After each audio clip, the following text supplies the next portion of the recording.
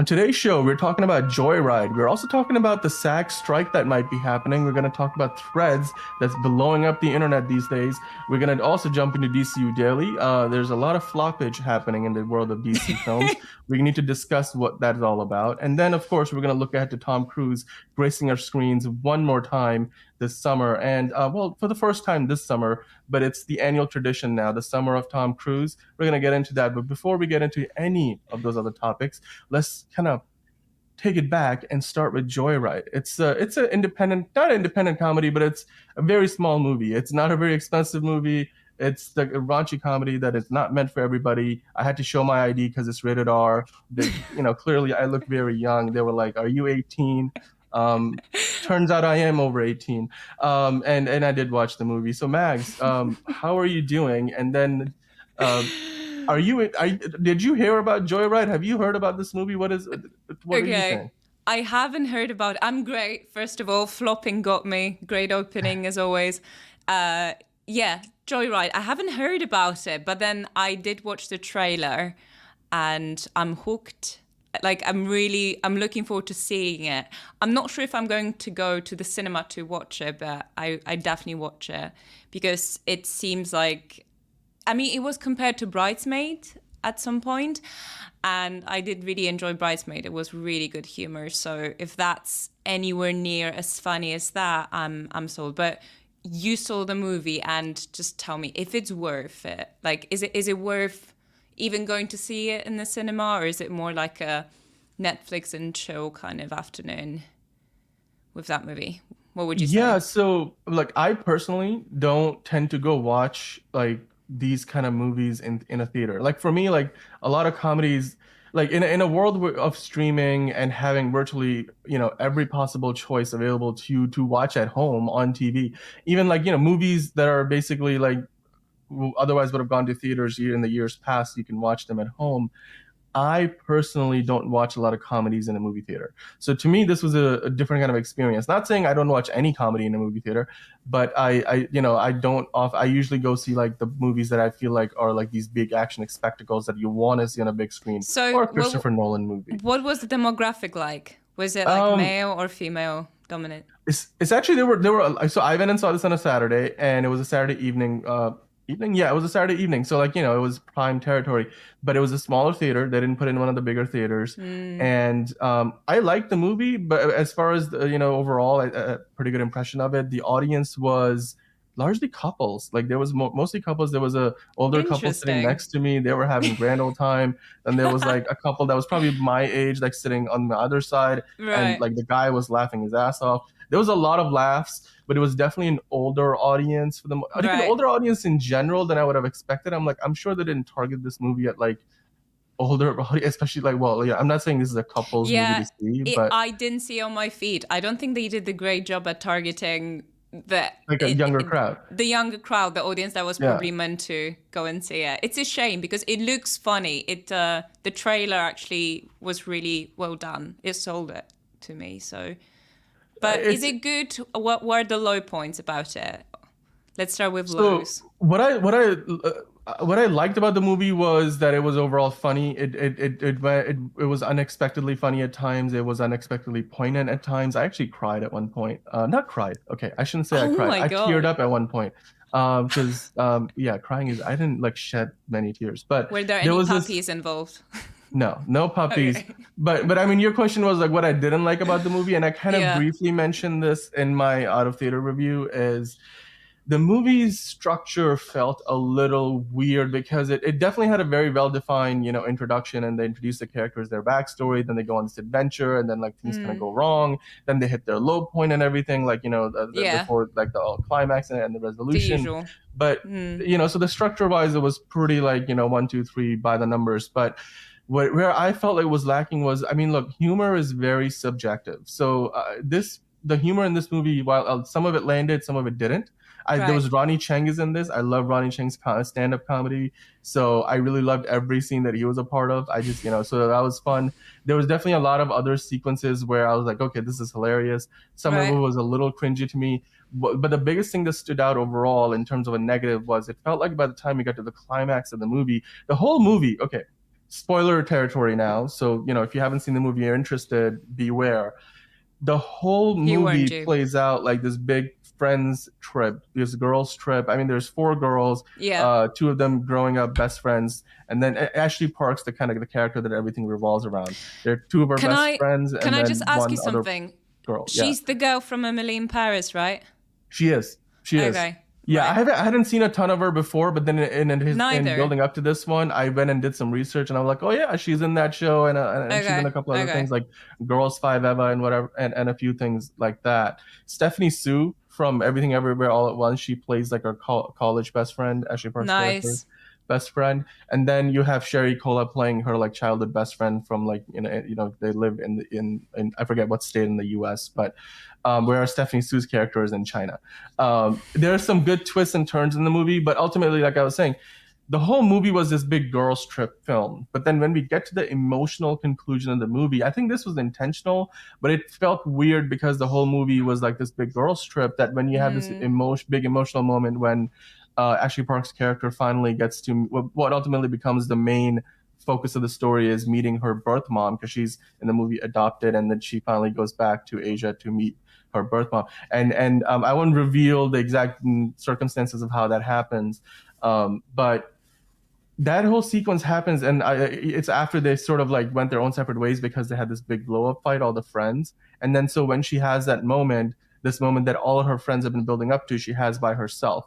And so and I was like, it would have been nice to kind of have all the friends somehow be there, but that's still subjective. I feel like the yeah. I director mean, decided to do that on purpose because it do pay it especially. off later, but just structure wise, it felt like the movie crescendoed a lot sooner than it should have. Like it had a big crescendo earlier in terms of just the momentum of all the sequences with all the friends on this wild trip that they were going on. And then all of a sudden the movie's like, oh, it's an emotional, personal story. And then, okay, oh, the friends are back in towards the end. So it felt like if it was a roller coaster ride, it dipped a little too early and then it picked up like a little later when it was like, okay, I'm done with this now. Just end the ride. Like, let me go. I need to go get some Dippin' Dots. Like, it was like, it felt a little weird in terms of the way the third act of the movie played out. Like, so that Okay. was my big concern. Yeah. I mean, what I was gonna say, yeah, especially after if the whole movie was built up on this friendship dynamic, which I don't know, I'm gonna compare it to Bridesmaids. That's what the whole thing was about. It was the dynamic within the group, and then Yeah. everyone sort of having it their own catharsis or whatever. Like, yeah, it does feel incomplete, I suppose. Or maybe they've run out of ideas. Tends to No, happen I mean, I nowadays. wouldn't. I wouldn't say that because look, Adele Lim, the director, she directed Crazy Rich Asians and did I just say that weird? Crazy Rich Asians, and she's You try done to this and a couple other marry things. you try to marry all three words into one. Yeah, it doesn't matter. Crazy blah, blah, blah, Asian. No, Crazy Rich Asians. That's how you say it. It's a wordy, It's three title. words. Yeah, and but the director I think has a lot of talent, and she's done some really good work. And in this movie overall, if you're going for a good time, it's a good time. There's some WTF moments in this movie that you won't see coming. There's definitely it felt like at times I was like the way I felt after coming out of Deadpool, the first one. I was like, yep. Should not be taking anybody under 18 to watch this movie. Like there were definitely some moments like that in this one. So yes, I will compare it to Bridesmaids or the Hangover series. It's like one of those, girls trip, guys trip, just friends going on this Yeah. like road trip kind of a movie. And in Were that there way, it's any very enjoyable. were there any people crying from laughter? I think so. Well, I definitely like heard some people cackle pretty hard and stuff. But again, like a lot of the people in my theater were like they're older, like in terms, not when I say older, I mean like they were 60-year-olds or anything. I'm just saying they weren't really the teenagers or like the people in their 20s like that. I think you need to bring out a lot more of like the Zen Z or the millennials to really make a lot of money with this movie. A movie like which is targeted, I think, at that audience. Yeah. But so maybe like yeah, I mean the audience in my theater had a lot of fun with it, and I've been hearing that a lot of audiences like it. That it's got a really good Rotten Tomatoes score. It's gonna be doing relatively well box office wise. It's a very relatively inexpensive movie, so it doesn't need to make a ton of money to make its money back at the box office. So I think it's gonna be fine. What I worry about is that if you're trying to bring comedies back, like the great comedy as a genre, I don't think this is the movie, unfortunately, that's going to have that sort of an effect where it's the breakout hit comedy of the year. Like I Yeah, don't think this is it's the pretty breakout comedy hard. hit of the year. I think So it's pretty hard to land that space. I think yeah, there's a lot more better dramas with elements of comedy that are coming out recently, like yeah. things that you generally have a good time at. So yeah, Yeah. I mean, and comedy is subjective ultimately. So like I mentioned earlier, like some of the humor landed with me, some of it didn't. And I can tell you the same was probably true for everybody else because not everybody laughed at every joke.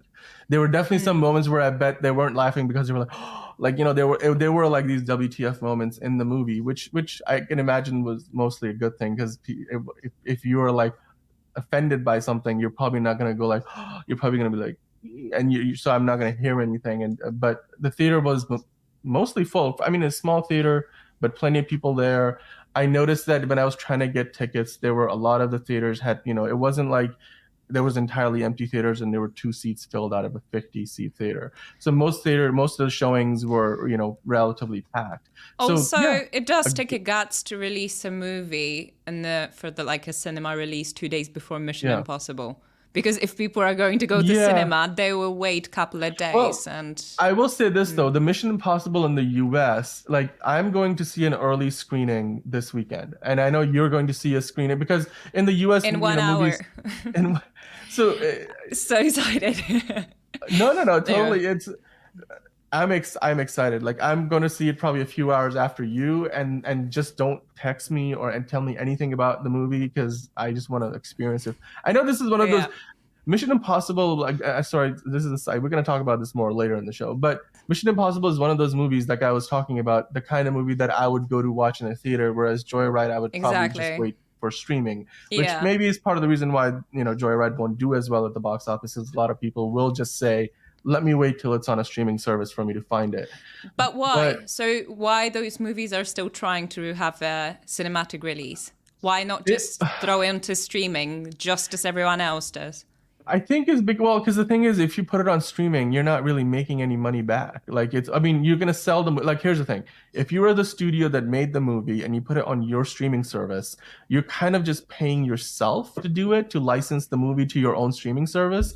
So Yeah. you're not really making any money back on the investment you put into the movie. Now, a movie this inexpensive, like relatively speaking, you could afford to do that. Like Netflix spends way more money on most of their movies. Even the terrible ones.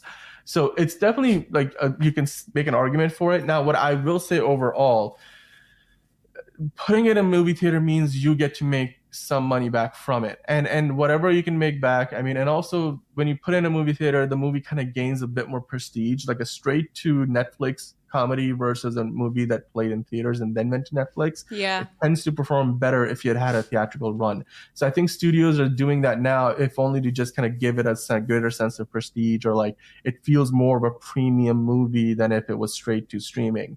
Yeah. I Yeah. will say though, like ultimately, it's not. I mean, it's not meant. It's not the movie that you want to go see in IMAX. This is not a movie that you're gonna find in your IMAX or your Dolby Prime or your Cinemark XD Yeah. theaters, the premium formats. Those, like, I think tomorrow Mission Impossible has a special showing in IMAX for me. Today I'm going to the special early screening. That's not. I think it's just a normal screen. Wait. You're going to see it twice. I'm not going to see it tomorrow. I'm going to see it today, and then I Okay. might go see it next weekend when it's so in the US the movie doesn't truly release till like I think Thursday. Yeah. So like in its preview day, and then Friday it's like out everywhere. I Um wonder what the numbers are going to be like from those early screenings. Like how it's many people have been genuinely waiting for it, especially if it's only a part one. But I know yeah, we're gonna talk about the thingy. But speaking of IMAX and yeah. Oppenheimer versus Barbie, threads are exploding with all the memes and everything. And Dan, you've started following me on Threads, and can I just say, because I'm in England officially, I was able to register, but Europe is still pretty much declined to use it, and my partner is very bitter about the fact he cannot join Threads. But yeah, Threads is awesome. And yeah, why? Why do you think Threads I is just winning the race? look, after taking a ton of L's on the metaverse, somehow I think they got their business sense together over at Meta, and Mark Zuckerberg. Well, it sort of was a home run that was waiting to be hit because Elon Musk basically pitched them the ball underhanded and was like, "Yeah, take a swing, please." And all Mark Zuckerberg or anybody in his position would have had to do is have just the smallest sense of business logic to do Yeah. what they did, which is Yeah. take a lot of the employees that Elon Musk just, you know, fired summarily. Just, we don't need you guys. We can Yeah. do this. And now all of a sudden Twitter's a total mess. Like every day you find out like what's the latest scandal over at Twitter, or what did Elon Musk do? Like even from the Genuinely. smallest like Yeah. issues, like I think they made like bookmarks public, so people are all of a sudden like, what? Like I'm supposed to be bookmarking stuff, and now Yeah. everybody can see my bookmarks out of For the nowhere, or last like for I the ever you, since Elon took the Twitter over, there's been a drama after drama. Every single day there was like a new yeah, bin on fire kind yeah, of or happening like there. But funnily enough, like I'm just amazed how Mark Zuckerberg kept it really cool. So I watched the interview with yeah. him with Lex Friedman like 3 weeks ago, and I'm not sure whether Lex was actually taping it 3 weeks ago. But Lex obviously asked him about it, and he was like, "Yeah, there is some project happening, and yeah, it's going well." Like he was very quiet about it and very, you know, very secretive about it. And then 2 weeks later, he released it, and I thought, this is brilliant. Like the marketing strategy that they decided to, they were waiting because they probably had it ready for a while, but they were waiting for the biggest kind of controversy to happen around Twitter. And what was the most recent one? What So happened there've four been a days lot of ago? news stories in recent weeks where and I don't know if this is the specific controversy you're referring to, but Elon Musk has been in the news about this, talking about like basically like they're not been paid, Twitter hasn't been paying their bills with Google Cloud and the Amazon Web Services. So like there have been issues with like, those companies are starting to like be like, hey, we're gonna stop letting you use our cloud Yeah, service, that's it. The and cloud service. you know like if you Right. don't pay up, because these are Yeah. contracts, you agreed to do this like as a company, what the heck. And even with the new CEO coming in, she I think has managed to smooth over some of those pay disputes, which I'm like, if you signed the contract, the deal is there, you can't just like what who are you, Donald Trump? I'm like, pay the bill, like pay your bill, Yeah. don't make a fuss about it. Like this is like, why are we like getting to see Twitter's dirty laundry being hashed out on Twitter? Yeah. Like, On hey, Twitter. Yeah. part of Out the of all fun, places, but that's they. very meta. Like that's Yeah. very meta, and I don't want that kind of meta on my social Yeah. media app. Like I don't care. This is why this is a story. And even like the things like, for example, this is something that I bet like a lot of people don't even notice because a lot of people don't have this turned on. I had two-factor authentication turned on my account, and Oh the other wow. day I went in to log into Twitter. It had logged me out, and it was like log back in, and it was like I stuck on a screen. I'm like, okay, trying to click through. You know how you sometimes go on a screen, you're like, yeah, okay, continue, continue, continue. So I'm like Yeah. trying to do this, and No it one wouldn't reads move. terms and And conditions. so like then I started. I'm like, wait, what is it asking me? It's like, oh, you're not subscribed to a Twitter on this certain paid level, so that you cannot have two-factor authentication access. You need to either Yeah. turn it off No, or that was pay it. up. And The limit of the feed that the was kind of number of displayed as tweets well. and impressions. I'm That like, was you it. know what that is? Yeah. That's directly because they don't want to pay for their cloud bill. Yeah. So they're like, Fair. you guys need to now be like limited to how you use the Fair. platform, or you need to Yeah. pay up. I'm like, what does Netflix tell you? Oh, pay us an extra $5 to watch another 30 movies this month. That Otherwise, is you're limited to insane. watching 10 things. Yeah. Like that's what kind of business model is that? Like, and then even the two-factor authentication, I'm like, security. Like on one end, you have companies like Apple saying, we will give you the top of the line security and everything, Yeah. default, no compromises whatsoever. On the other hand, here's Elon Musk saying, oh, two-factor authentication, please pay us for you the privilege to use two-factor authentication in 2023. I'm like, what the heck is wrong with you? Like, I Yeah. get the whole It's blue check thing, insane. fine, monetize that shit, but like, you do not monetize two-factor authentication. Why? Yeah. Like, it doesn't make any But sense. I'm like, going how back like I'm sorry. Like, sorry. Okay. Rant of Twitter. Check. We haven't had it this year yet, so this was golden. But Threads, going back to Threads, what makes it special, in my opinion, is that there's a different crowd, completely different crowd. It's actually an Instagram crowd, but with texting essentially. And what really stands out to me that how Mark Zuckerberg is present. He's present in every single conversation, every single mention. He reacts to everything. And he's openly talking about it, how he's working hard on keeping it sane and safe for everyone. Because I bet they're being bombarded with so much, probably bots and fake accounts and things like that. And they really are nailing it. Like, there was this great meme where it kind of showed that next year, probably Mark Zuckerberg's going to take over SpaceX and stuff. And then 2025, he's going to change the name to Elon Musk. Because why wouldn't he? He probably will do a better job than Elon Musk does. Like, to add on to your rant, Elon probably should have stayed with Tesla and the SpaceX, not try to do socials, not try to do something that there is, just hundreds of people better at it. Like, ego did hit him slightly too hard. And it's very open, it's very safe, the threads, very safe, very charismatic, very creative as well. And someone said this brilliant thing about how you can actually produce without knowing how to have an A-star in photography or whatever. Like, you don't need to constantly produce. You just like dump your creative thoughts on there and it works. Like, I've joined so many interesting conversations and it's very positively growing. We'll see how long it's going to stay for like that, but for now it works.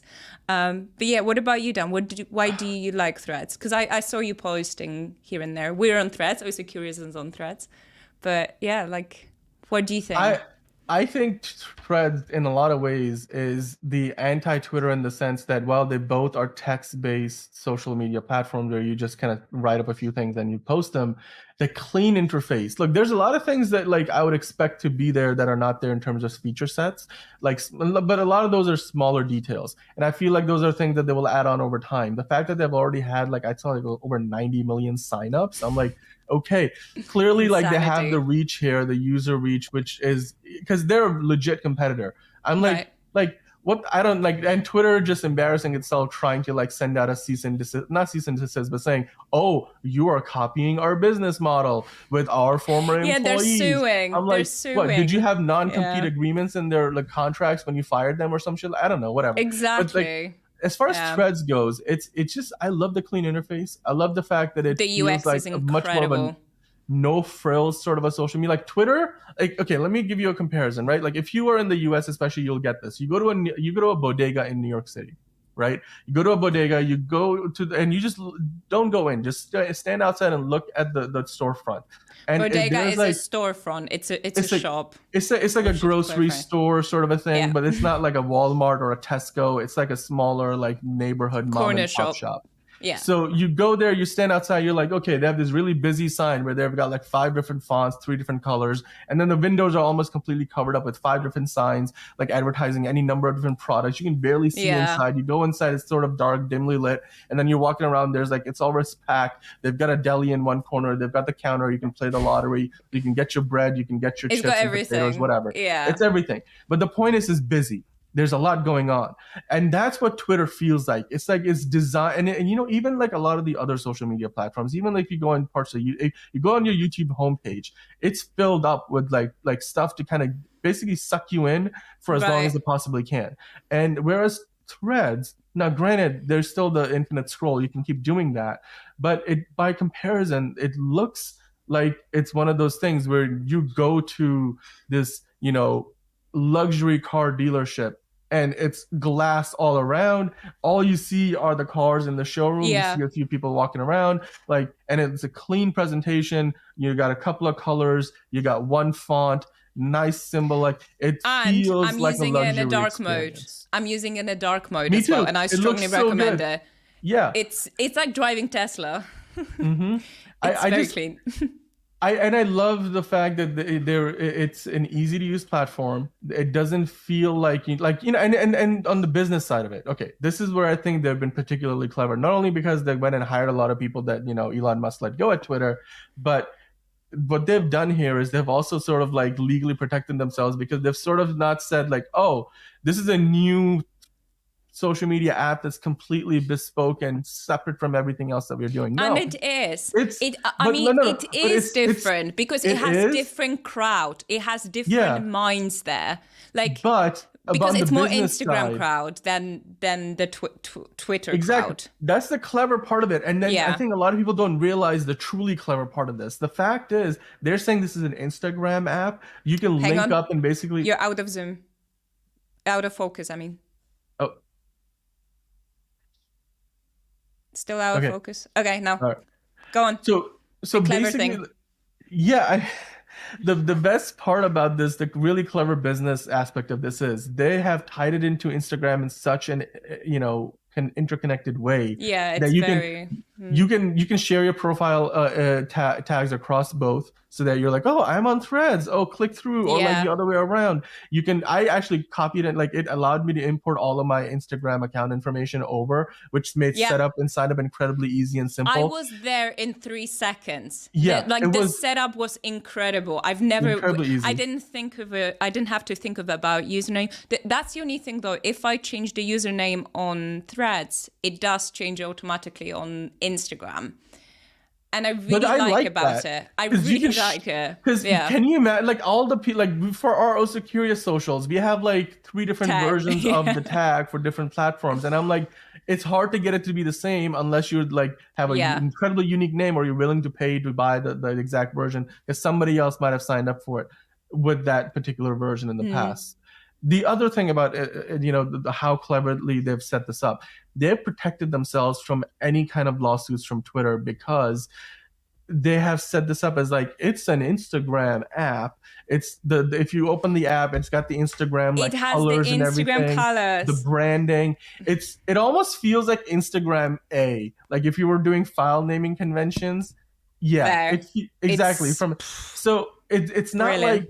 like it's not like its own separate thing that is like entirely trying to rip off the Twitter model. They've really done a good job. Like the legal team at Meta must have like thought, okay, we got, because Elon Musk is the kind of person who will come after you if he finds the opening. Because and in fairness, like why shouldn't he? Like he's a businessman, he knows what he's doing, whatever, and so good on him. But they've protected themselves from any kind of legal trouble while creating a great experience. And it seems like the employees who went over from Twitter, they've taken a lot of the lessons learned from Twitter, all the reasons why people don't like Twitter, or the things they don't like about Twitter before it was made worse, in the last couple of years' time. And they've implemented those changes and upgrades. And I think a lot of it is just do less instead of doing more. Do something for the community on the platform. Yeah. Like do something for people rather than trying to control and automate and really block everything that actually makes sense and really silence people. Like people are not really afraid of like expressing themselves. And guess what? Everyone's sane. I haven't had, so I left Twitter 5 years ago, but I haven't had to block anyone so far. I'm there 3-4 times a day, and so far it's good vibes only. And I really hope they will keep it on.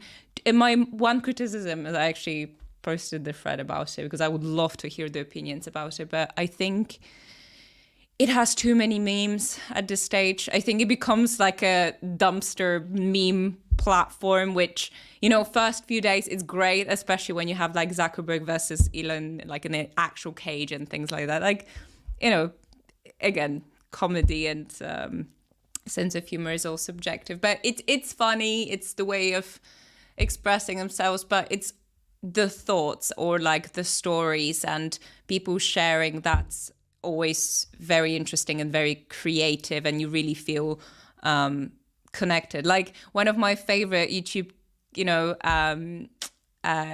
content creators, he actually liked my post and stuff, and it really felt amazing to be finally able to connect with the people that in the past you were almost like too afraid to write because Twitter has become such a toxic place. So yeah, it's a Yeah. really good change of pace of how social media is. And I don't know if you've seen it, like I'm sure you'd appreciate it. Have you seen Mark Zuckerberg wearing the Thanos glove with I all have the not. oh, it's a The brilliant meme. WhatsApp, Facebook, Thread, And Instagram. What's the no, the thread was the main one. Threads? Oh, Threads is the main one. Okay, yeah, yeah, yeah. It's brilliant. I'm gonna send it to you, but yeah, we can also Like include Facebook it. Messenger, he's got like the whole, yeah.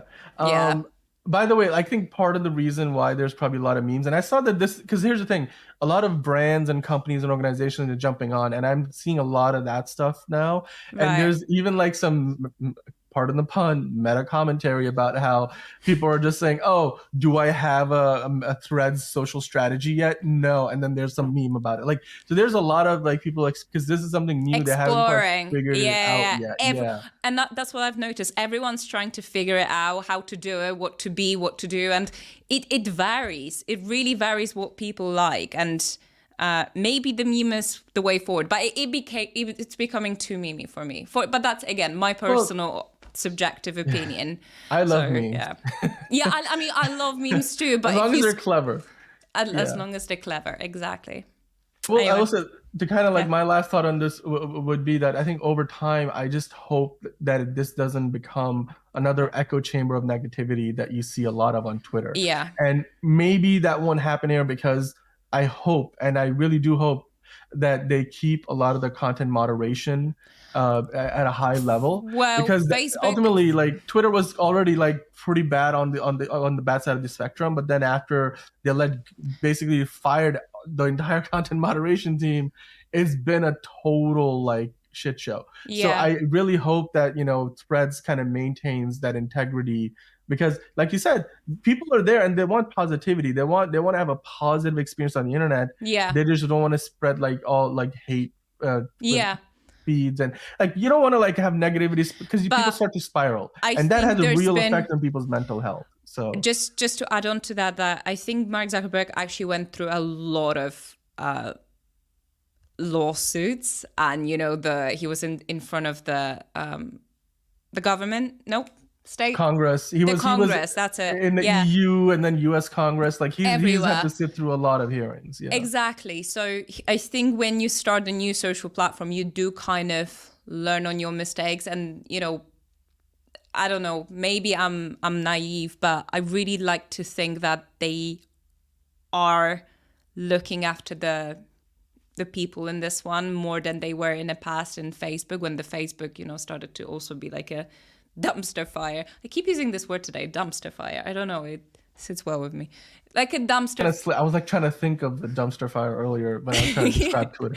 Yeah, I just keep using it today. Like a dumpster fire of like just misinformation and negativity and stuff. And I mean, there was like some conversation that Mark Zuckerberg joined in, and he said like hasn't slept for days because he's working hard to keep the moderation there. So I can imagine they being bombarded by those things. But I think, now also with the AI, they did probably implemented a very fair and good moderating system. And I don't think Mark Zuckerberg's going to start firing people anytime soon for Yeah. I mean, I will say reasons. Yeah, look, a lot of what has happened at Twitter over the past year is very extreme, especially at a social media company where everything you do is high profile and in the spotlight. Yeah. I mean, and look, I will give Mark Zuckerberg and his entire team and business team and everybody who's involved with Threads and Meta their props for getting this right. I look, again, Amen. It's not perfect. This isn't something that is gonna last forever. Things can go bad and But go it's a terribly great wrong start. tomorrow. It's a good start. Give him props. I'm not saying all of a sudden Mark Zuckerberg is some sort of angel like that came out of heaven and said, "Oh, I'll fix social media for you." Neither do I think he's become any less socially awkward as a person. But I will give them credit for getting something right here. I will actually back him up, because I don't know whether he has a brilliant PR or he's been through, I don't know, the fatherhood. But the more interviews you listen to with him, the more you start to understand why he's the way he is, but also the way he's performing, in podcasts or whatever he has. Advice from No. He's actually better. He's actually more human. And, I'm marrying the software person as well. So I do understand how socially awkward they can get, but he's getting a really good prep. And recently he's been very human. So I don't know. He has a daughter now, so maybe like he, I don't know, becomes a softie. Hey, look, fatherhood does change a person, and does. I can imagine. Yeah, I mean, people do forget, like in defense of Mark Zuckerberg, that and others like him, that a lot of these CEOs, like in Silicon Valley, who kind of started these companies out of nowhere, and they all of a sudden became billion-dollar companies, Yeah. like Mark Zuckerberg with Facebook.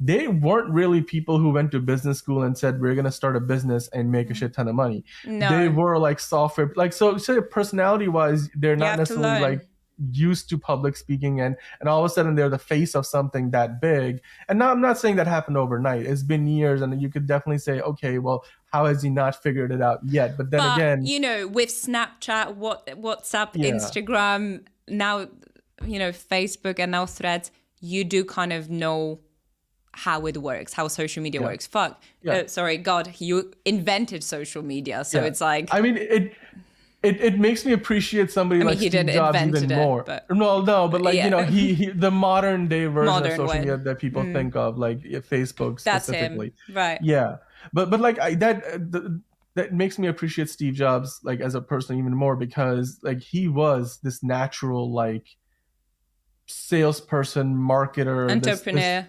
Yeah. somebody who had this outward going personality, who didn't only think really well and had a mind for the business and the creative side of how all of the Apple works, Yeah. and had this visionary ideas, but he was also somebody who could really hold the room. And to have that intersection of personality combined with the business acumen and Yeah. the visionary leadership, Yeah. it's rare. Like, you Yeah. don't get that very. Even Tim Cook, I don't think is really that, like, has that charisma. Yeah. And you can Yeah. tell Mark Zuckerberg has had to kind of work on it. Or and even Elon Musk If has you- to work. okay, He's so awkward. If you dive into his biography, his father and then the stepdaughter, like, it's a whole bunch of, and he's such a strange person. If you listen to Elon Musk, like, really listen to him, not pre-recorded content, but like podcasts or interviews with him, he's a very particular person, let's just say. So I've seen his SpaceX presentations, and you can tell most of them are unscripted, or they probably didn't even give up giving him a script. They're just giving them bullet points, and he has these pauses, and then he kind of like he struggles with a few things. He stops, and he's so special. Stops and goes. So like, and that's fine. I mean, look, it's you notice it more because we are so used to seeing a lot of these people get so much training that they sound like these perfect, like, robotic, like, okay, and then but nowadays people want something that I almost appreciate that sometimes, because I'm like, that's the real you. That's the real you. That sounds like somebody who I can talk to out on the street and have a real conversation with, rather than somebody who's reading out this extremely rehearsed routine. So I do appreciate that. And look, ultimately, going back to Threads, I really hope that it can stand out amongst the crowd, because there's so many social media platforms out there. It has the platform in terms of having the backing of a company that's got the resources to make this work. I just hope that they don't turn it from that luxury car dealership sort of an user experience to going to a bodega, and, you know, all of a sudden it's overcrowded. There's way too much going on. There's a controversy every day. Content moderation is not very good. Like, I hope they can keep it a premium experience and really do everything they possibly can to differentiate it from Twitter, because we've all seen stuff like Mastodon come and go. It just didn't get the traction that you needed to kind of have the staying power that 90 million signups in 4 days can give you. It was a genius marketing move built onto existing audience. That's essentially what you do. That's your email, not email marketing. They're so clever. From the sign up process, they kind of were like, oh, you know how easy Apple makes it for you to set up every new Apple device, because you sign into your Apple ID and everything sort of just makes sense. I mean, there is also something to learn from this. You know how also, I mean, the whole, when you compared it to Apple, you know, the Steve Jobs and stuff, but that's also true in relation to Metaverse building the Oculus. Like, stay away from it, focus on the social media, let the tech giants kind of handle it. And that's why we, you know, going back to the whole Apple Vision Pro discussion. So you have that. There's something to like a lesson of a lifetime, I think, for everyone, for all those tech giants and billionaires like Amazon, you know, the Yeah. Jeff Bezos, Elon Musk's and stuff. Like, just do what you're good at. And I don't know, become philanthropist. If you don't know what to do with your time, you know, there's so much stuff you could do. But don't try to like do things that you're not really good at. Yeah. Yeah.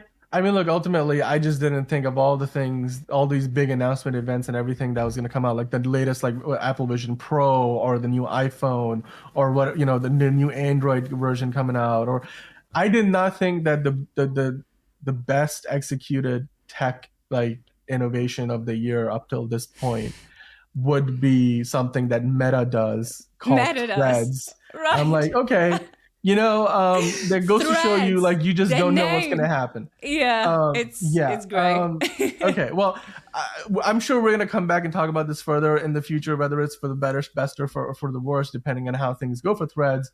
I am enjoying the platform. The only thing I wish that we get that we don't have so far is that they give you a desktop interface, which I'm sure is like more of a business functionality that they'll like, you know, for organizations and corporations or media companies would want to be able to use with like a Hootsuite or something like that. That's gonna come. But right Yeah. now, I think just as where they've started, love the platform, and I'm sure we will have, you know, lots of things to say about it in the future as well. But right now, I want to kind of pivot a little bit more to the movies. Let's talk about the DC franchise. So on today's episode of DCU Daily, I want to talk about why there's so many DC films that have been flopping of late. And yes, we can talk about the recent ones. Like, let me go over the recent movies that have flopped. I'm sure you have seen these. The Flash, or you haven't seen these, but you've probably heard that they're flopped. The reason why they're flopped is because you probably haven't seen these.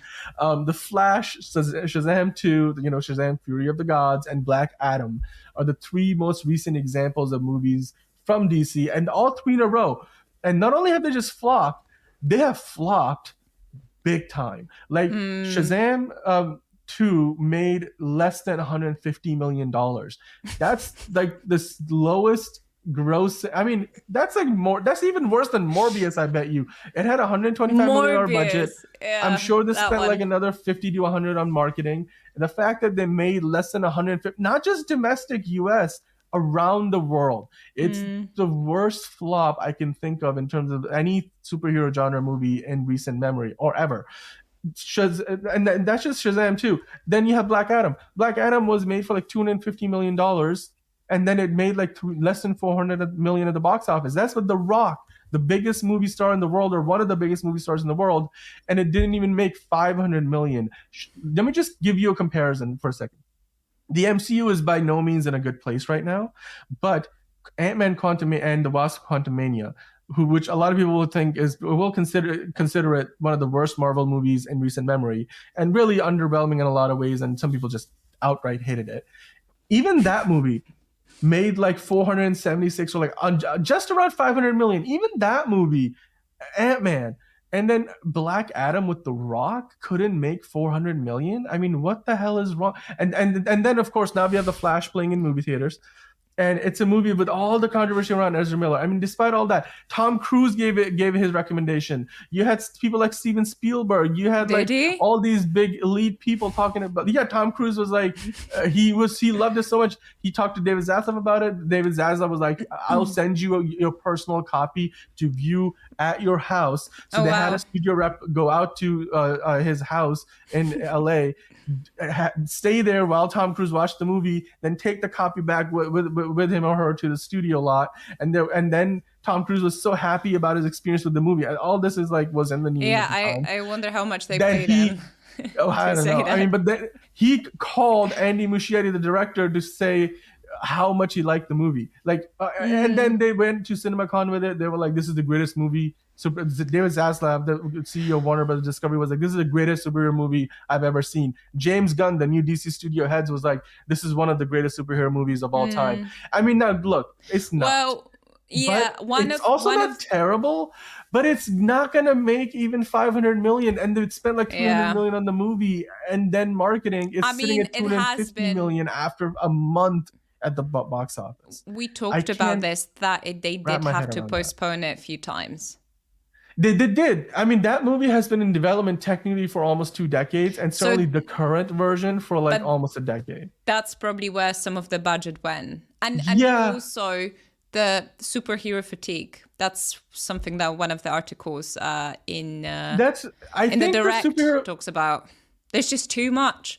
And there is a to lot, be but fair, it's if also you because they're hear mediocre. You but know, also like if you hear there is yeah. a Marvel movie coming out or there is a DC movie coming out, of course people are going to see Marvel because it just had better movies in total. Track record. Like, remember how I Yeah, it's a mentioned track Ant-Man? I'm record. like, people in general trust the Marvel brand more right now than would be More. the DC brand. Yeah, And that's just, yeah. I mean, it's a recency bias probably because in the last 10 to 15 years, Marvel has put out way better movies than DC has on average. Yeah. There's been some great DC movies, there's been some great Marvel movies, but on average, the bar is higher for Marvel. So even Yeah. for a movie like Ant-Man that a lot of people didn't enjoy, still a lot more of them went to see it than the Yeah. DC movies that have come around the same time. Now, the second point on that I wanted to make here is that I mentioned these numbers earlier, right? Like they spent 250 plus million on Black Adam. They spent 125 on Shazam: Fear of the Gods, which is not terrible. I mean, that's about par for the course, but still, for the amount of money it made, that's a lot. And then for Flash, because of all the development costs for all of those years that they were working on the movie, as well as everything else that went into like marketing it and all that, that movie cost them like over 300 million. Now Warner Brothers is gonna probably end up losing a couple of 100 million at the end of the day, all these movies combined. But these budgets are bloated. They're spending way Mm. too much money, not only in making them, but then they have to market them. I'm like, why are you spending this much? What justified Shazam's to even exist? The first movie, well reviewed, but didn't even make like 350 million. I don't think it definitely made less than 400 million. I don't think they should have spent even 125 million on the second one. They should have spent 100 million or less. You Just don't to need test to. it out. Why are Yeah. these CGI spectacles? Why was Black Adam the first movie of a character that most people in the mainstream don't even know? Even if it was The Rock as the Black Adam in the movie, They why did they relied on spend the cast. 250 million? They wanted the Fast and Furious crowd and stuff. Yeah, but like still, like I just there's bloated budgets here. I This mean, is a not Fast and Furious. Sorry. well, Chris Rock was he in? he No. yeah, I mean he's in the Rock's. He's in He's some of actually them. just Yeah. returned to the franchise. He's Oh back as yeah, right. Hobbs. Right. But like, look, the bloated budget issue is a Hollywood wide problem that we have to solve. A lot of studios are spending way too much money on movies that aren't making nearly enough. They need to reel Yeah. in their budgets.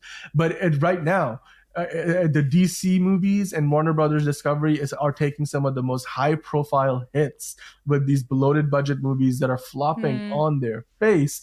And the other thing that I think that hurts them is not only the bloated budgets, it's the fact that there's not a lot of connective tissue between these. Flash was the only movie out of those three where I really felt like it was part of a bigger universe because you Yeah. had some of those cameos. You had Wonder Woman, you had Ben Affleck's Batman, and you got a little bit of a sneak peek at Henry Cavill's Superman, but not probably him, but an animated version of him on a news story clip, but whatever. It felt like the universe of the DCU was alive in that movie, whereas in these other ones, it just feels like they're sort of It's these little another pocket superhero movie. adventures. And then Yeah. look, the big reason why the Marvel Cinematic Universe has been so successful, while sometimes to its detriment, it feels too connected, and it feels like you're watching one episode of a TV show after another while you're watching a movie. A lot of the reasons why each movie is so successful is because people go to the next movie because they're like, well, the last 10 were really good, and then this is going to connect probably to the next one after, so I need to go see it to keep up. And so Yeah. that water cooler effect that you have, you just don't get that with these DC movies. They feel disjointed, disconnected. They don't visually add up quite as well. Like they don't look To like be they all fair, exist in the with same things universe. like Morbius and Black Adam, that if you haven't told me, I would have assumed it's a Marvel movie. Like, there's no way to tell that. Yeah, what the and you know what? distinction is. That's the other thing. So this is the last point I'm going to make. Look, not only are these movies, not connected all that well, they have bloated budgets, they have kind of like a lot of them have mediocre basic stories. They're not particularly inspiring. And they've had bad VFX. Like and you could call it creative decisions and like blah blah blah blah whatever. But then the biggest thing I think they've got here is all three of the. Okay, look, the Flash is, a lot of people know who the Flash is. That's technically an A-list character A lot of people know, oh, he's the fastest superhero. Like he's the most well-known version of a superhero who runs really fast. Like better than more people know about him than Quicksilver, the Marvel equivalent of the Flash. But Shazam, Black Adam, and even now we got Blue Beetle coming out, and even to a lesser extent Aquaman. These are all characters that are not as mainstream as a Batman or a Superman or Wonder Woman. The last Superman movie that we got, the last solo Superman movie, was in 2013. The last time we saw Henry Cavill actually don the suit, other than a cameo or reusing old footage, was in 2017's Justice League. The last time we got a Ben Affleck movie where it was truly like, without coming back for cameos or doing reshoots, where he was in a proper one, was the 2017 Justice League. Yeah, that's the whole thing with cameos as well. I think they really rely on the cameos, but they're not big enough. They're not. It has been done before. It's not a unique kind of marketing point. Like I'm not gonna go like you told me that there was, I don't know, spoiler alert for whoever hasn't seen it, but there was a Michael Keaton in the newest Shazam. No, Michael Keaton was in the Flash. I mean, it's not a spoiler. He's in the trailers. He's actually a pretty big part of the movie. Yeah, fair enough. But even that, like, it's like it was their version of No Way Home. Yeah, I wouldn't go and see it. I would still probably wait for the release and happen to watch it with someone, but I think DC was maybe a year or two too late to the trend of doing the multiverse movie that like No Way Home was, or like Spider-Verse did it, but they did it well. I think those movies have been fantastic. So well. They stand out. Whereas what I'm seeing with like the Flash, the other thing about the Flash, by the way, is the bad VFX. Like, look, you can say the VFX were creative decisions as to how everything looked in the Speed Force, and most people were making fun of like, oh, that looks bad. It looks unfinished. Here's the thing: if they wanted it to look not photoreal, they should have gone really a lot further to make it look more goofy and less photoreal. They sort of ended up in this uncanny valley with a lot of stuff where you get these memes of, oh, look, there's that Henry Cavill Superman. That's the animated, like they didn't even get him back for it. This is just some animated version that they created. It doesn't even look like him. Or I think they just made some bad creative decisions. Also, I'll be honest with you, like, yes, it wasn't the most ideal thing ever. However, Zack Snyder's color palette, and then even when you saw something that he didn't direct, like the first Wonder Woman movie and the first Suicide Squad movie, they all felt like they visually belonged in the same continuity as those other Zack Snyder DC movies that started off the DCEU. Whereas the recent ones, even one that was very successful, $1 billion, the highest grossing movie of the DCU, Aquaman, they don't match. They stand out. They visually don't look like they belong together. Whereas you look at any Marvel MCU project, whether it's the Guardians of the Galaxy and they're like on the other end of the galaxy, or you watch Secret Invasion where they're on Earth, they look like they belong in the same universe. They have a visual shorthand that matches, and I think that kind of puts people more at ease because they know that's something familiar that they can expect from it. There's a certain level of comfort that you get, even if the story isn't great. And all of those are reasons why I think DC films are flopping. I really hope that Blue Beetle doesn't flop, and I do want the Aquaman 2 to succeed. It doesn't look that great. But I mean, look, I've been reading articles and they're saying analysts have absolutely no reason to believe that either of those movies are going to do well. But I mean, I'm hoping for the best. Are you going to go see either of those? No. If it was a Marvel movie, sure, I'm there. But DC, it's hard. Okay, there has to be something as unexpected as Everything Everywhere All at Once for me to be like, okay, yeah, I'm gonna give it a go. For me to actually go, okay, it has to have Tom Cruise. If Tom Cruise is gonna somewhat join the DC universe, then I'll be there. And but yeah, it sounds like a lot of money has been wasted, has been lost. Wasted. And you're right. Speaking of wasted money and where the money's not going to, the writers, I bet the writers of DC are not even paid that well, right? I mean, look, the writers have been on strike for around 2 months now, going on the third month. And now the extended deadline on July 12th for the actors, the SAG-AFTRA, Screen Actors Guild, they are on the verge of striking. They've been making picket line signs. They've been working on setting up, like, coordinating event, picket lines and making sure that they're ready to go, because on July 12th, if there isn't a deal between the actors and the AMPTP, the producers, They're going on strike, and the SAG has not been on strike since 1980. And when they That's last went our on strike film industry going. 4 decades ago, they were on strike for like 3 months. And like, look, if Yeah, you think that there's been a disruption in Hollywood with the Writers Guild on strike, that's a whole oh nother boy, ball. you Yeah. now you add SAG, which is a guild that's about 3 times bigger in terms of its membership. And That's gonna it's and really bring 98% are voting in yeah. favor. I mean, 98, not like Hollywood's gonna be 60, at a standstill. 70%. No, Majority. Everyone's like, overwhelming. yeah, And there was a letter signed by like 1,700 actors like a week or so ago where they were like saying to the negotiating team of the union, you need to stand strong at the negotiation table. yeah. We are not going to, we don't need to give up a lot of ground here. Like we need fair payment. We need to be protected against, all the ways in which the studios have been encroaching AI on our again. ground. AI, bad pay practices, overworked, underpaid, hiring them on like gig Slightly, workers instead of full-time jobs. slightly gonna go Yeah. off the topic, but have you seen the newest season of Black Mirror? I've only heard about the Salma Hayek episode, like which I Yeah, believe is that's maybe like one. that is Yeah. essentially connected to what's happening right now, and that's a genuine concern. To be fair, like the season is, I mean, there are some brilliant episodes, there are some really poor episodes, but that one was very on point when it comes to the fear of AI for the film industry, the writers, the actors, and the whole consensus about that topic. So I strongly recommend you go and see this episode if you haven't seen it. It's episode 1 of the new season. Yeah. And back to you, Dan. Sorry, I just had to mention because that episode blows your mind when it comes to like you really start to understand the writers and the actors and why you kind of should make things smooth and make things just and right before everything kicks in. Like too late. So yeah, absolutely. I've been So I've seen when's some the trailers, date? and I'm When's gonna the go watch date? it.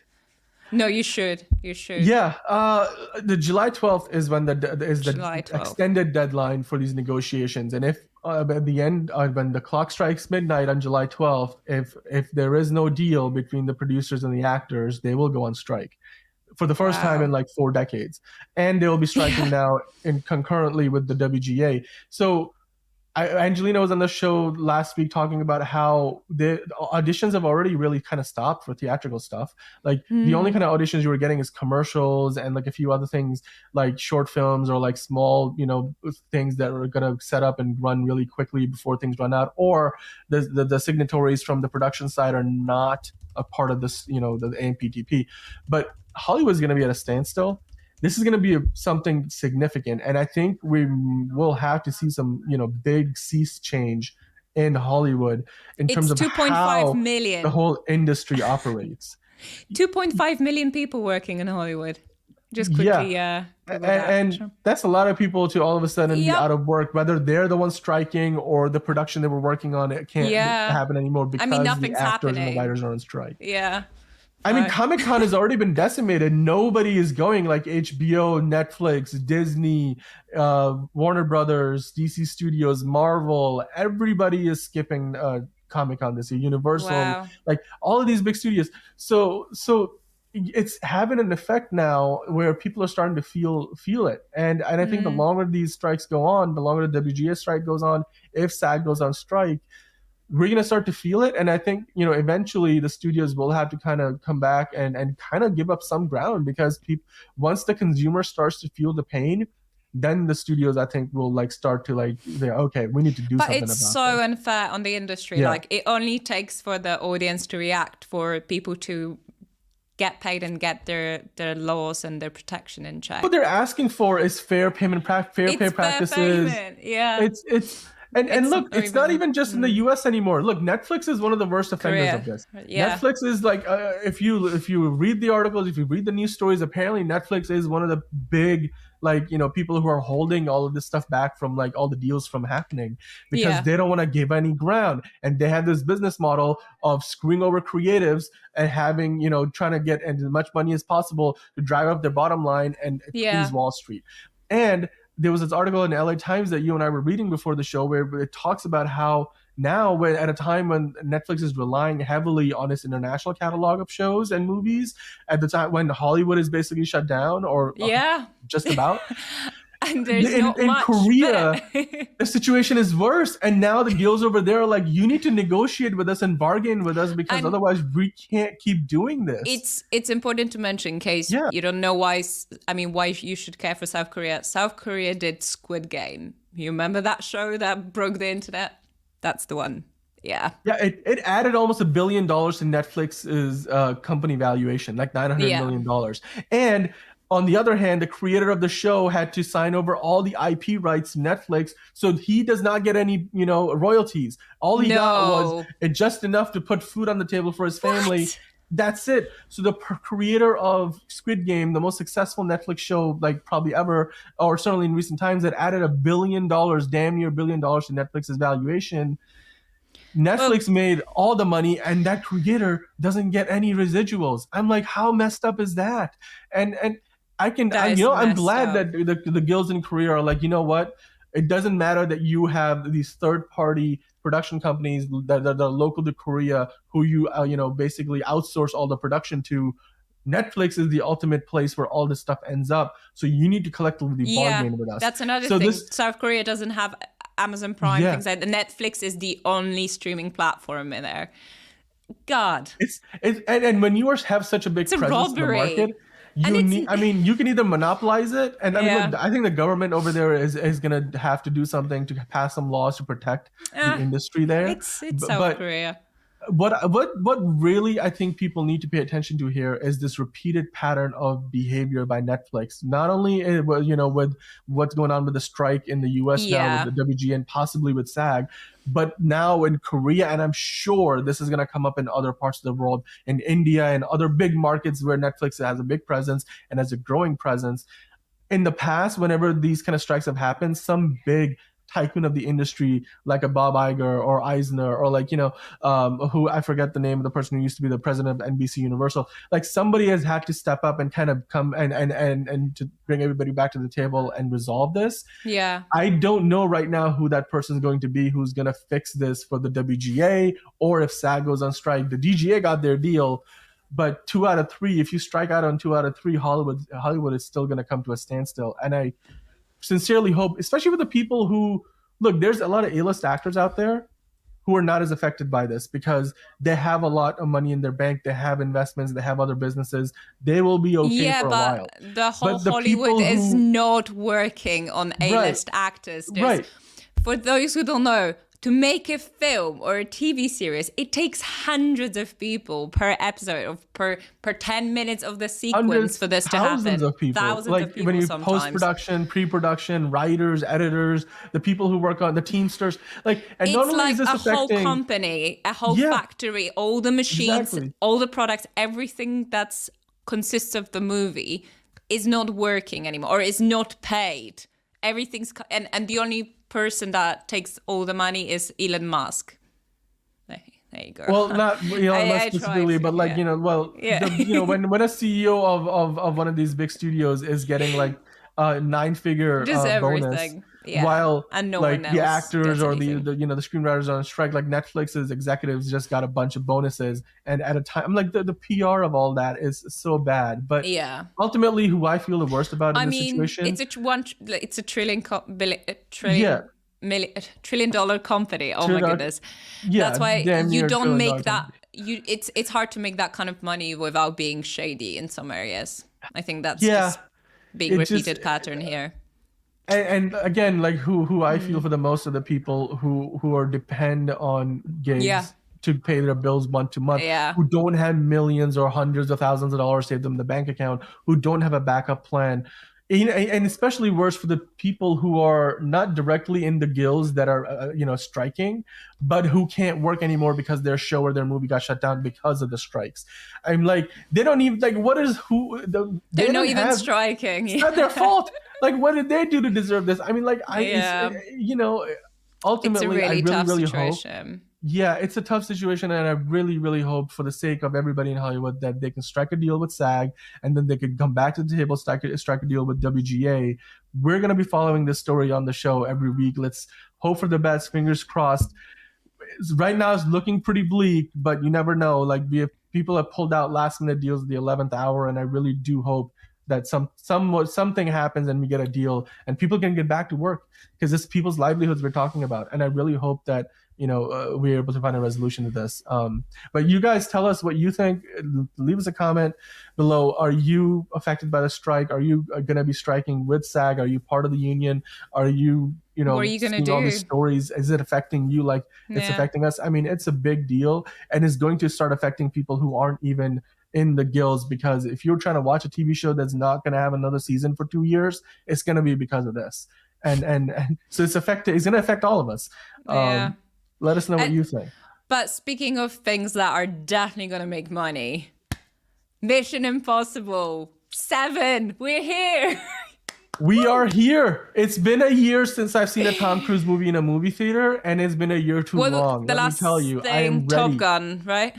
The Top Gun amazing Maverick. beach scene. Yeah. Yeah, Top Gun Maverick. Well, then all the late night shows that he did with James Corden, those were fun to watch too. Yeah. But it's been entirely too long since I've seen Tom Cruise on a movie screen, and it's been entirely too long since I've seen him do some death-defying stunt. Or there was this clip that I saw that Paramount put up on YouTube where they did a compilation of Tom Cruise, literally, like, it's because they know the social media trends, very clever. Tom Cruise has been running in Mission Impossible since 1996 or 1999, and basically it's a compilation of Tom Cruise's running scenes from all the Mission Impossible Oh yeah, movies. I have seen it. He gets And I'm just faster like, and faster. faster He's like a and faster. machine. Yeah. Oh, him running. This is Yeah. the sole reason why you should go and see Mission Impossible, just to watch him run. His run is so iconic. This is probably one of the most iconic runs on the screen. I don't think anyone has a more recognizable run on the screen. Or a stunt. Yeah. Like, I mean, okay, search Yeah. up Corridor Crew on YouTube, Corridor Crew Tom Cruise. They're like a fantastic VFX house who's like, they started on YouTube. They do a lot of like, they do VFX artists react and stuff. And then they do these videos where they will try to like do their best impersonation of an actor. And they did one of their first episodes was on Tom Cruise. And so they do challenges where everybody has to try to be like replicate some aspect of this actor's like signature qualities. And basically one of the things that they did about Tom Cruise was trying to do his run. And so like they have to like run straight, they have to run around a corner. So how can you corner like Tom Cruise? Can you talk on the phone while running? And like how do you do that? Do you love look like that. Tom Cruise? And like they all did it. And this is a couple of years old now, but it's so great. And it goes to show you that Tom Cruise isn't one of those actors who you just go to see because he looks good on camera. because or he it's Tom knows how to. Cruise. Yeah. Like people It's the often go whole to cinema- package. Yeah, it's the whole package. I mean, if the movie is good, I tell you what, if a movie is good, I'm actually gonna do my run tomorrow in a Tom Cruise style. Just So you should do your out of theater review. You need to Yeah. just get a selfie stick, tie it to like your shoulders or something, and then do the review while you're running. And just like, I mean, I swear to yeah. God, if there is one running sequence, I'll be like, yeah, okay, I'm out. I'm good. I have seen the movie. running or base jumping or the whatever, base or jumping. fighting on a top of a train. There's so many So stunts in this before movie. the show, you sent me the article to this Collider article Yeah. with Christopher McQuarrie, the director of the film, where he talks about how, I mean, he worked with Tom Cruise before, but this time he's actually doing some of the stunts that they were like, yeah, you're gonna die if you do it. Like there could have been so many Yeah. things that went wrong with this stunt he does Yeah. in this movie. And the one where he's going off a cliff, if you see the behind the scenes, Yeah, in the you can trailer. see Christopher McQuarrie It's- literally he- has his heart in his throat. He's done it like- how many times? Like 20 times as He did well? it like some crazy amount of times. He did it like 6 times in that one day that they in the were one that showing 6 behind the times, scenes. sorry, no. I'm Yeah. like, and that wasn't even. I think they did it like a couple of days in a row or something. And he was like, oh, I think I could like pull the parachute a little bit later because look. He was I'm like, no. Chris was like, "I'm good. We're good. Yeah, We have it." yeah, He's like, we "No, got it. We got I it, can do dude." it one more time." He loved it. He's such a like thrill junkie. He probably loves He's a it. Thrill junkie. Yeah. He's a perfectionist, and you can tell there's a filmmaker's mindset there. He's not just an actor who's going to show up on set, read Yeah. his lines, do his scenes, and be done. No, he's a producer in all his Yeah. movies now. he I thinks like mean, a filmmaker. The only thing he's got left to do is direct the movie, and I bet he's gonna before we're done with Mission Impossible as a franchise, he's there gonna be has directing been, the movies. but there has been some bad rep around this movie, if I remember correctly. Like a few months ago, someone leaked. No, that was during pandemic when they were shooting the Well, movie. yeah, Someone because leaked the audio of him just losing yeah, his mind because the but phone went off. yeah, Which but you is, know what? I can relate to if that you're on a because movie, yeah, if you're in a movie with Tom Cruise, you have your phone like in a locker, silent. Like I wouldn't probably even bring my phone to the etiquette. set. Yeah, there is an Yeah, etiquette. but I mean, so fair enough. Yeah, But not but there was also he had this it was on social media when they were filming this during the height of the pandemic, and obviously they're following all the COVID protocols at a time, and COVID protocols were brand new. Everybody's yeah, just trying to figure it out, and we shot a short film around that time. You and I were working yeah. on this project, and so we can relate to the experience of how different it was and how you had to do something You brand have new. one There were no shot. You have precedents certain for. time as Yeah, well. Like yeah, shooting a movie during the pandemic was completely different to yeah, to, and to then normal.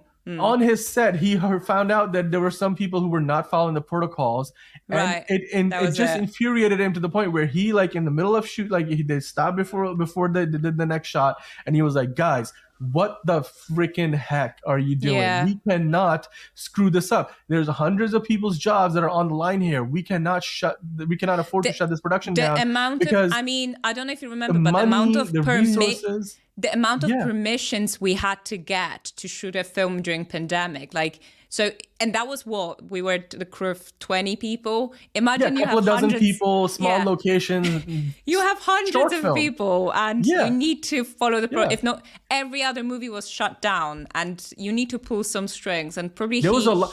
It's he had to expensive. pay. Yeah, Yeah, it was it's his way more money. expensive. It's his It's money probably yeah, at the end of the and day. I mean, yes, he stands to make a lot of money from these projects. But Yeah. look, his rant then was all about the fact that we can't let a couple of idiots screw this up for the hundreds, if not thousands of us, Yeah. screw over the studio and cause this movie to shut down because some person got sick and did not follow the protocol and then got everybody else sick. Or even if they didn't, COVID mandates meant that we couldn't shoot anymore. I'm like, you're literally hurting people's paychecks and their livelihoods by messing up on set. And that's so I think his rant was completely valid.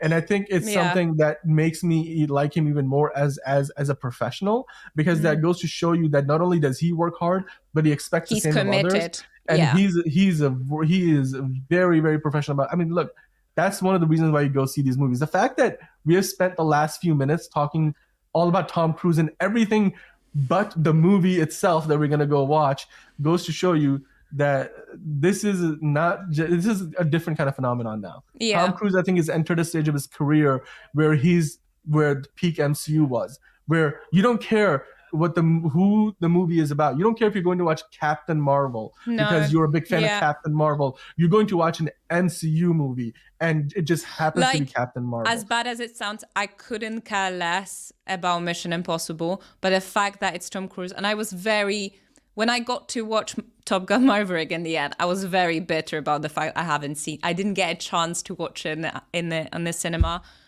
Because it's Tom Cruise spectacle. And I think the older you get as well, the more you start to appreciate the work ethic, the genius, and just knowing that if you're going to see a Tom Cruise movie, you're being served a really good movie. Like, he would not allow a bad movie to even to leave the post-production, because he's monitoring every step of the way. There's no such thing as like, yeah, that would do. Yeah, okay. Like, no, this guy is like scanning the whole process, like from screenwriting to shooting to post-production. You're watching this film. So you mentioned that like he hasn't directed a movie yet, but in a lot of sense of that word, I think he kind of has. He has directed every single movie he stars in, apart from Vanilla Sky. That was pretty awful. Yeah. Well, we're past that part of his career. I think we're now, like you said, Didn't happen. There's a certain guarantee of quality, and the fact that people can trust that whenever there's a Tom Cruise movie, unlike even like somebody like The Rock, like Black Adam, for example, as well as a lot of his other movies like Jungle Cruise, even with Tom Cruise, there's an expectation of quality, and you can trust that. And audiences, once you get their trust, and you can maintain that trust, that's the reason why the MCU was so successful at the peak of its prime, because people trusted that they were going to get a quality product. Like you just said, they trust that when it's a Tom Cruise movie, they'll get a quality product. And that's something where at a time when we get movies where people just don't know. You go to see Indiana Jones, is it going to be good or not? You go to see the latest DC movie or Marvel movie, you just don't know how good it is going to be. And then at a time like that, when people can rely on a Tom Cruise movie like a Mission Impossible, a Top Gun Maverick to consistently deliver, I think that alone, that sense of trust and being able to deliver on quality, that right there is probably like even look, people go to see John Wick movies because they're like, it doesn't matter, it's gonna be good, like, and so they could trust the fact that it's gonna be good. You hyped me so much, I have shivers and tears in my eyes. So I'm going to see it in 1 hour. Oh my god, I'm going to explode. I mean, Mission Impossible Dead Reckoning Part 1, that means there's gonna be a Part 2, and he recently said, Tom Cruise did, that he might be doing these movies till his 80s. Like he was talking about, he's so proud of to Harrison Ford and doing like these kind of movies like the Indiana Jones and Dial of Destiny at his age. He's like, I would love to be like a Harrison Ford and be doing Mission Impossible till my 80s. And the best thing is he's gonna only keep pushing the bar. Yeah. He's gonna just keep getting better and better. Yeah. What is he gonna be doing? Like, is he gonna be going to space when he's like 75 years old and then like he will. Yeah. He's gonna be the first one who makes a movie on Mars. Yeah. I don't know probably. how he's gonna shoot a movie on Mars. Oh, when was the last Tom Cruise movie? Like 5 years ago? Why? Because he spent like the last 3 years going to Mars, filming a movie, and then coming back, and then they spent like a year in post-production. So now it's coming out. Love it. But that's the reason why. I'm like, I can totally see that happening. By the way, special effects. You've heard about Oppenheimer having zero special effects. That's a lot of like Christopher Nolan does everything in camera, like as much as possible. And I think Tom Cruise is the same. They do a lot, as much as they possibly can in camera. And there's a certain tangibility to that you don't get from something that's totally CGI. That's why superheroes are never going to have the same polished feeling unless you do it in camera. Like, or what Spider-Man did, the Spider-Verse, sorry. Go animation and then go full out, like do whatever you want. I love the original Lion King animated movie because it was so expressively animated. Exactly. Whereas like the new live action one, which they called it a live action remake, even though it was completely animated minus one shot. I'm like, that looked like a nature documentary that you could watch on National Geographic. It wasn't expressive. But anyway, okay, I digress. I need to go. Yes, you need to go, and I need to go. We're both gonna go see Mission Impossible. Dead Reckoning Part 1. It's the 7th movie. Tom Cruise is as spry as ever. We're still running away from some fight to the next one. He's gonna be jumping off a cliff. He's going to be, what is he doing? He's fighting on a train, like a literal, like not even like, oh no, he's on an actual train. And he probably did that. No, he did it. Yeah. Can't wait. Why do I even ask? Like, the cast is stacked. It's stacked. They've got Haley Atwell. They've got Rebecca Ferguson back. You've got Pom Clemente. You've got Vanessa Kirby, Simon Pegg. Amen. You have Ving Rhames. Like, you got all your usual suspects back. Of course, Tom Cruise is the big marquee talent. But I can't wait to see. It's an ensemble cast, and it's looking like a good movie. And to finish things up, we're going to be talking about Mission Impossible 7 on the Dan Show this week. So we're going to go watch it today, and then tomorrow we're talking about it. So make sure to come back here and check out the Dan Show, because we're going to review the movie.